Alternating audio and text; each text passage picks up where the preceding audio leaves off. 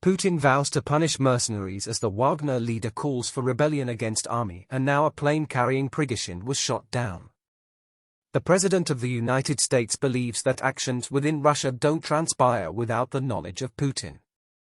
It's not imperative for the President of Russia to issue explicit directives to kill. A mere absence of cancellation of someone else's order or even a subtle gesture, like raising an eyebrow, can serve as an indication. Many foresaw that Prigozhin was headed for a promising future or a grim fate. Prigozhin's conduct during this uprising hinted that he could potentially become a revered martyr for those aiming to validate Putin's authority.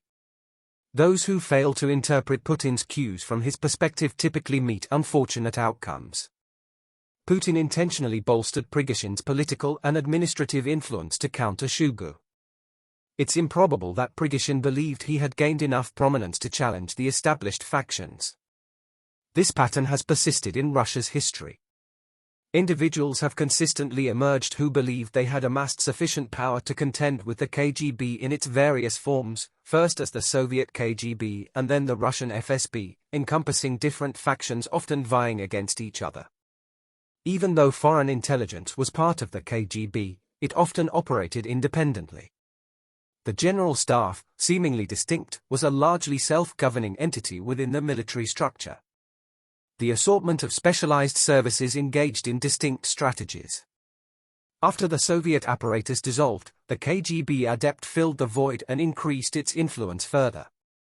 The military never played an independent role in the Soviet Union and modern Russia, but the Chekists and the mafia are a symbiosis.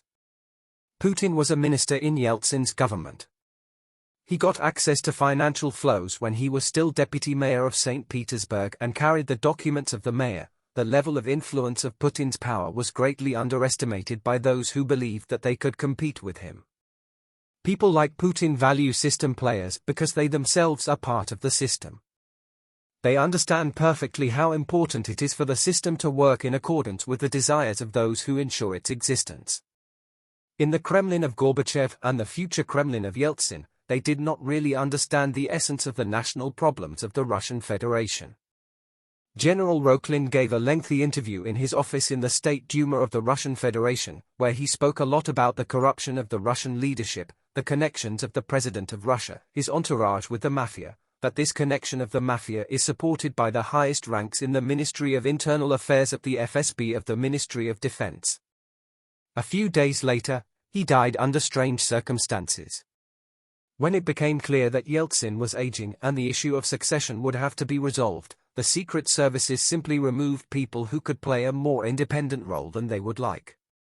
The KGB wanted to clean up the territory even before the casting, and then many people who suddenly appeared unexpectedly disappeared and could not withstand the competition. Although it would seem they were practically unsinkable. Putin passed the selection because he was the most dishonorable of all the candidates. Putin was ready to carry out the craziest order of the Kremlin. When did Putin decide to invade Ukraine? He always considered the possibility of invading Ukraine. He wanted to return to the Soviet Union. If the Soviet Republic could really fight off the herd and become a real independent state, then this republic must be stopped. Since 2004, Putin has been conducting a systematic campaign to dismantle the Ukrainian state. They liquidated the army and the special services. In 2014, all the leaders of Ukraine, including the heads of all special services, the ministers of the internal security services of Ukraine, and the military, all ended up in Moscow. The ministers of defense of Ukraine were two citizens of the Russian Federation. The government crisis in Ukraine was perceived in Moscow as revenge.